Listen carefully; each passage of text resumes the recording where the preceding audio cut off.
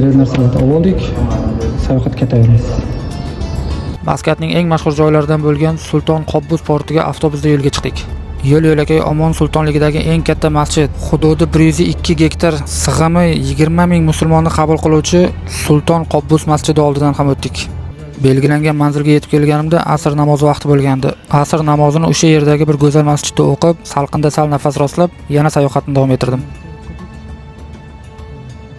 Men hozir namoz o'qigan masjid Al-Alam qasri hududidagi masjid ekan. Bu qasr Omon sultonining rasmiy tashriflarini qabul qiladigan qasr ekan.